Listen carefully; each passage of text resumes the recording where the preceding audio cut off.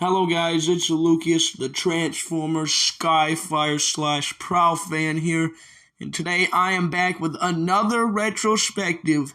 In today's retrospective, it's finally time for me to get down into a Decepticon that I have not done for a little bit. I gotta say, I haven't done him at all. It is time to get into the retrospective of that big gun, that mad scientist Decepticon, Shockwave.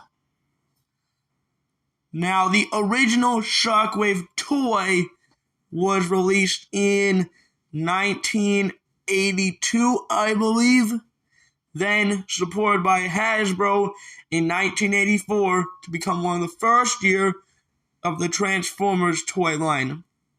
Shockwave is very characterized as, I gotta say, he is like an in-charge Decepticon, in charge of things, also a scientist. He would always be in charge to be stayed on Cybertron to watch over for Megatron.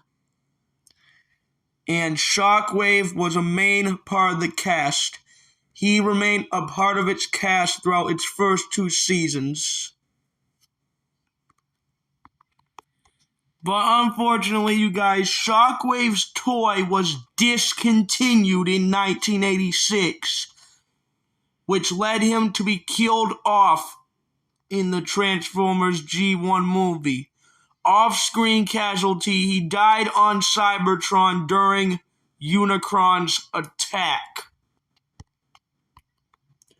Then the very next version of Shockwave was introduced for the first live-action, well, not the first live-action Transformers movie. He was introduced in Transformers Dark of the Moon live-action movie. This version of Shockwave had like a weird pet that could cut through anything, and it was just brutal. This version of Shockwave, I gotta say, looked way more monstrous than anything. Then the very next version of Shockwave was introduced for 2008, I believe, in Transformers animated series. This version of Shockwave, though, was an Autobot named Long Arm, who was a traitor that can transform himself into this Decepticon, Shockwave. Then the very next version of Shockwave was introduced for Transformers Prime animated series. This version of Shockwave still acted as a mad scientist, and he worked for Megatron.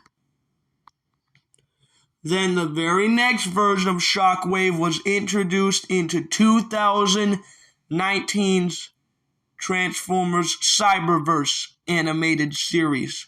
This version of Shockwave, very kind of familiar to his G1 animation model and stuff like that. And finally, the very last version of Shockwave was from 2020's Netflix series Transformers War for Cybertron Trilogy. This version of Shockwave, very familiar to his G1 animation model. And also, yeah. And that's it. That's all the versions of Shockwave. Well, anyway, guys, that's it for this video. Make sure you like, subscribe, and turn on that bell for notifications. And I will see you guys in the next video. And peace, y'all. Peace.